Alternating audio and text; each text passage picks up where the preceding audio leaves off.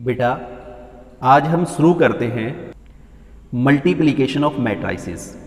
Matrices का multiplication क्या होता है, यानी आप दो मैट्रिक्स को किस प्रकार से आपस में मल्टीप्लाई करते हैं। आज उसी के संबंध में हम चीज़ें सीखेंगे।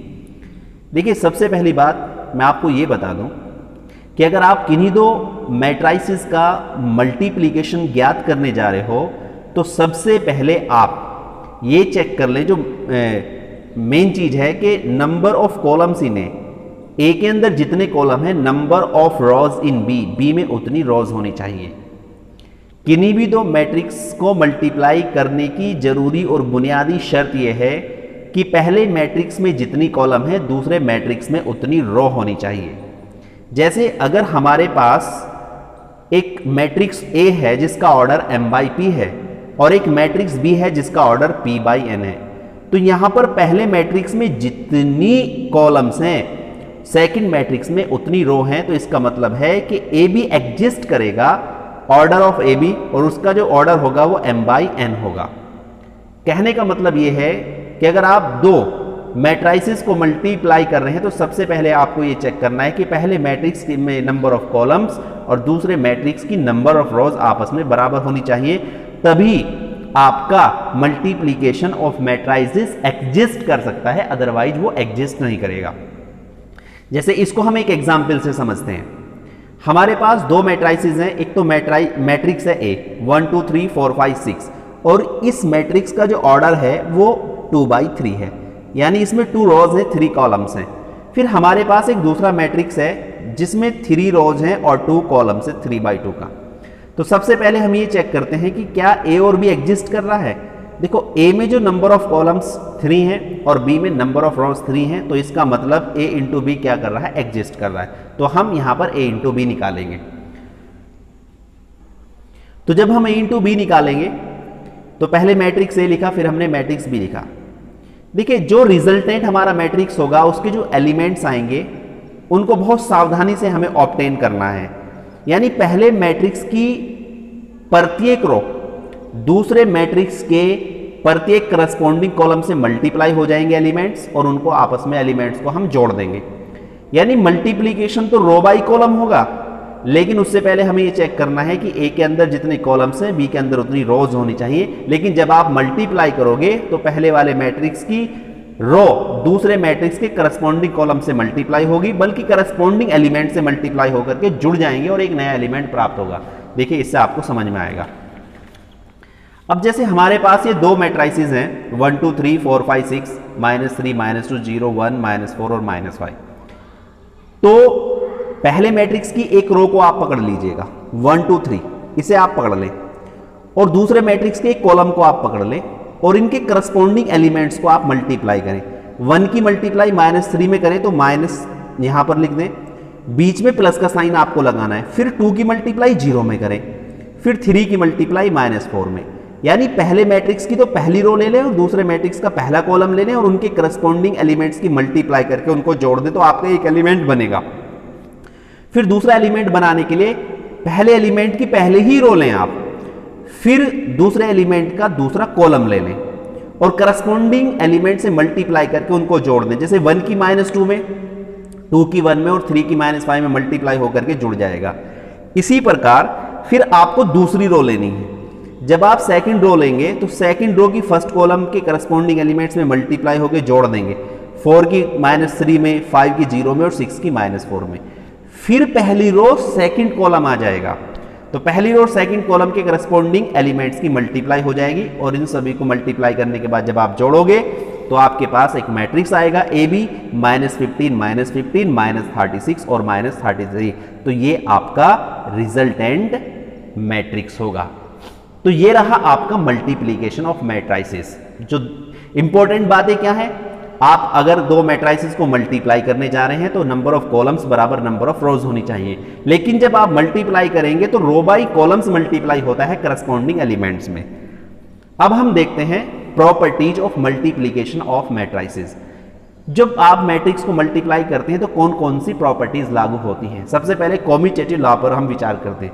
देखिए, if A and B are two matrices, अगर ए और बी दो मैट्राइसिस हैं सच दैट कि ए बी जो है वो एग्जिस्ट करता है, then it is not necessary, तब ये जरूरी नहीं है कि बी ए ऑल्सो एग्जिस्ट, कि बी ए भी एग्जिस्ट करे।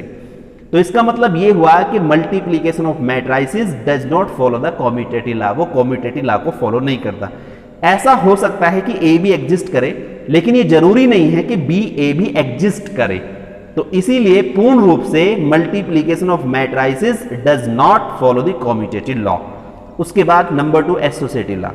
देखिए multiplication of matrices associative law को पूर्ण रूप से सेटिस्फाई करता है, अर्थात हम 3 मैट्राइसिस की मल्टीप्लाई इस प्रकार से कर सकते हैं, A B into C is equal to, पहले ए छोड़ दीजिएगा फिर बी और सी की आप आपस में मल्टीप्लाई कर दीजिएगा। तो एसोसिएटिव लॉ बिल्कुल लागू होता है मल्टीप्लीकेशन ऑफ मैट्राइसिस के लिए। उसके बाद हम थर्ड प्रॉपर्टी देखते हैं। थर्ड प्रॉपर्टी में है कि multiplication of matrices is distributive over addition, कि मल्टीप्लीकेशन ऑफ मैट्राइसिस जो है वो एडिशन के ऊपर डिस्ट्रीब्यूटिव है, अर्थात अगर इस प्रकार की कोई सिचुएशन है ए इंटू और ब्रैकेट के अंदर 2 मैट्राइसिस आपस में जुड़े हैं, तो आप इसको लिख सकते हो ए बी प्लस ए सी।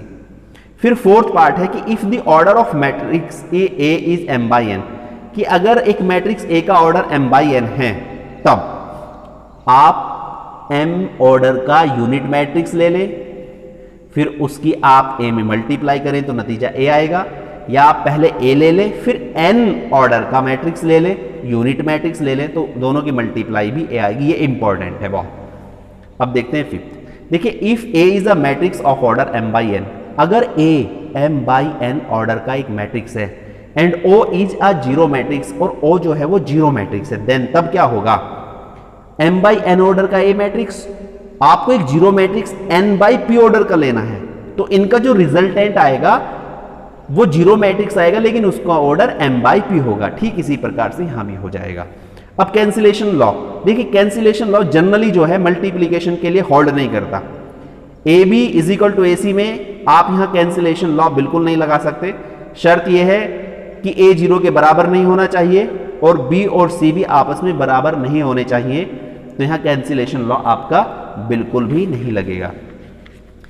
अब देखो सेवेंथ में, अगर आपके पास 2 मैट्रिक्स हैं ए और बी, तब पहला पॉइंट देखो, ए भी जीरो के मैट्रिक्स के बराबर नहीं है, बी भी जीरो के मैट्रिक्स के बराबर नहीं है, और ए और बी दोनों का प्रोडक्ट जीरो मैट्रिक्स के बराबर है। देखो स्वयं दोनों इंडिविजुअली जीरो मैट्रिक्स नहीं है, लेकिन यह बिल्कुल हो सकता है कि दोनों का प्रोडक्ट जीरो मैट्रिक्स आए, और यह भी हो सकता है कि बी और ए का प्रोडक्ट जीरो मैट्रिक्स ना आए, यह भी संभावना है। ठीक दूसरे पॉइंट में यही बात बताई गई है कि ए जीरो मैट्रिक्स है, बी भी जीरो मैट्रिक्स है, लेकिन यह पॉसिबिलिटी है कि ए बी और बी आपस में बराबर हो और वो जीरो मैट्रिक्स के बराबर आ जाएं। अब क्वेश्चन नंबर 8 देखिएगा, अगर ए आपके पास कोई स्क्वायर मैट्रिक्स है, तब एक्सपोनेंट के कौन कौन से लॉ यहां पर अप्लाई हो रहे हैं। ए की पावर 1 बराबर ए की पावर n प्लस 1 को आप ए की पावर n इंटू ए लिख सकते हैं, n जो है नेचुरल नंबर होना चाहिए। ए की पावर m प्लस n को आप सेपरेट करके जो एक्सपोनेंट के लॉज होते हैं उनके अकॉर्डिंग आप लिख सकते हैं, ए की पावर m इंटू ए की पावर n, m और n जो है वो नेचुरल नंबर होने चाहिए। ए की power n to the power n को आप ए की पावर n mn लिख सकते हैं, m और n यहां पर नेचुरल नंबर होने चाहिए। उसके बाद हम एक्सरसाइज करते हैं। देखिए थोड़ा सा ही कंसेप्ट था इसमें।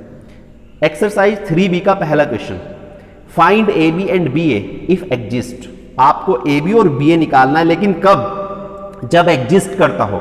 From the following matrices A and B, निम्नलिखित मैट्राइसिस ए और बी से। देखो मैट्रिक्स ए है हमारा 2 3 -1 0 1 2, सबसे पहले आप इसका ऑर्डर देखो 2/3। फिर दूसरा मैट्रिक्स बी है हमारा 2 -6 -4 0, इसका ऑर्डर देखो 2/2। अब ये देखो कि क्या ए और ए इंटू बी एग्जिस्ट कर रहा है। देखो नंबर ऑफ कॉलम्स इन जो है ए में नंबर ऑफ कॉलम्स 3 है और बी में नंबर ऑफ कॉलम्स 2 है, तो इसका मतलब ए इंटू बी एग्जिस्ट नहीं करता। अब बी ए एग्जिस्ट कर रहा है या नहीं उसको भी देख लेते हैं। बी के कॉलम्स कितने हैं 2 और ए के रॉज कितने हैं 2। हाँ बिल्कुल, यहां पर बी इंटू ए जो है वो एग्जिस्ट कर रहा है, तो इसलिए हम बी इंटू ए निकालेंगे। तो b इंटू ए जब हम निकालेंगे तो दोनों ही मैट्राइसिस की हम मल्टीप्लाई कर देंगे। मल्टीप्लाई करने का तरीका मैंने प्रीवियस क्वेश्चन में आपको समझा दिया है। मल्टीप्लीकेशन रो बाई कॉलम होगा और एक एक एलिमेंट जो है आप यहां पर देख सकते हैं, बिल्कुल नॉर्मली मल्टीप्लाई कर रखा है, एक एलिमेंट आप ऑब्टेंड कर लेंगे।